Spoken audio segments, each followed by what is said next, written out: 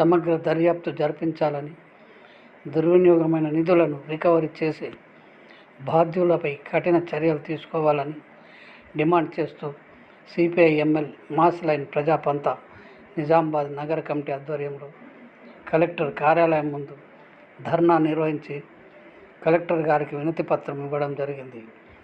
ఈ సందర్భంగా CPI-ML mass line Praja Pantha party నగర కార్యదర్శి ఎం. సుధాకర్ మాట్లాడుతూ ప్రభుత్వ జనరల్ ఆసుపత్రిలో కోట్లాది రూపాయల నిధులు దుర్వినియోగం అవుతున్నట్లు, ప్రభుత్వ నిబంధనలకు ఉల్లంఘనగా తరచూ జరుగుతున్నట్లు పత్రికల్లో కథనాలు వచ్చాయి. జీజీహెచ్లో ఆరోగ్యశ్రీ విభాగంలో ఉద్యోగులతో నిర్లక్ష్యంతో సుమారు 10 కోట్ల రూపాయల వరకు నష్టం వాటిందా అన్నారు. ఆరోగ్యశ్రీ నిధులు జీజీహెచ్కు రాకపోవడంతో ఎన్నో రకాల వైద్య సేవలు, పరికరాలు రోగులకు అందకుండా పోయాయన్నారు. బాధ్యులైన సిబ్బందిపై ప్రభుత్వ వైద్యాధికారులు తీసుకున్న చర్యలు శూన్యమన్నారు. సరిపడా మందులు లేక రోగులు ప్రైవేట్ మెడికల్ షాపుల్లో మందులు కొనాల్సి వస్తుందన్నారు. ప్రభుత్వ జనరల్ ఆసుపత్రిలో నిధుల దుర్వినియోగంపై అందించాలి, రికవరీ చేయాలి, దుర్వినియోగమైన నిధులను వెంటనే రికవరీ చేయాలి, దుర్వినియోగమైన నిధులను వెంటనే స్పందించాలి. ప్రభుత్వ జనరల్ ఆసుపత్రిలో నిధుల దుర్వినియోగంపై ప్రభుత్వం అధికారులు సిపిఎంఎల్ ప్రజాపందా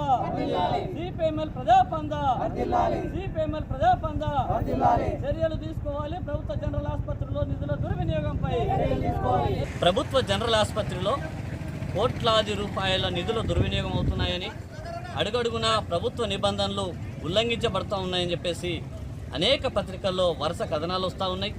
కానీ ఈ మొత్తం ఈ సంఘటనలపైన, ఈ నిధుల దుర్వినియోగం కావచ్చు, అక్కడ ఆసుపత్రిలో నాణ్యమైన వైద్యం అందకపోవడం, మందుల కొరత, నాసిరకం భోజనాలపైన జిల్లా అధికారులు కానీ ప్రభుత్వం కానీ స్పందించట్లేదని చెప్పేసి మేము ప్రధానంగా భావిస్తూ ఉన్నాం.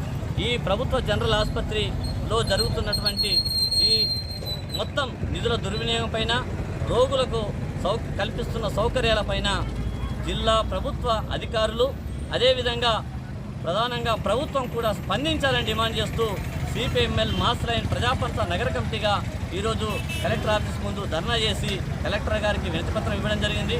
ఈ సందర్భంగా మేము ప్రభుత్వాన్ని డిమాండ్ చేస్తూ ఉన్నాం.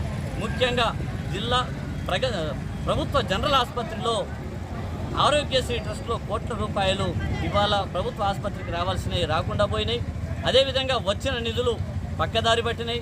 ఆసుపత్రి డెవలప్మెంట్కి కావచ్చు, డాక్టర్లకు కావచ్చు ఇవ్వాల్సిన డబ్బులు కొందరి జేబుల్లోకి వెళ్ళాయని చెప్పేసి బలమైన ఆరోపణలు వస్తూ ఉన్నాయి. అదేవిధంగా ట్యాబ్లెట్ల కోసం, మందుల కోసం కొనాల్సినటువంటి నిధుల్ని కొనకుండా కొన్నట్టుగా చూపిస్తున్నట్టు ఆరోపణలు కనబడతా ఉన్నాయి.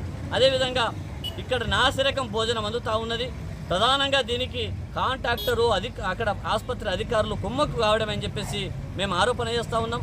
ఈ అన్నిటి మీద జిల్లా అధికారులు ముఖ్యంగా కలెక్టర్ గారు స్పందించాలని, తక్షణమే దీని మీద సమీక్ష సమావేశం జరపాలని, 2-3 నెలలకోసారి జిల్లా ప్రధాన ప్రభుత్వ అధికారులు కావచ్చు, ప్రజాప్రతినిధులు కావచ్చు, వీళ్ళందరితోని ఆసుపత్రి అధికారులతోని కలిసి సమావేశం జరపాలని చెప్పేసి, ఈ సమావేశ నిర్ణయాలు ప్రజలకు తెలియజేయాలని చెప్పేసి మేము ప్రధానంగా డిమాండ్ చేస్తూ ఉన్నాం.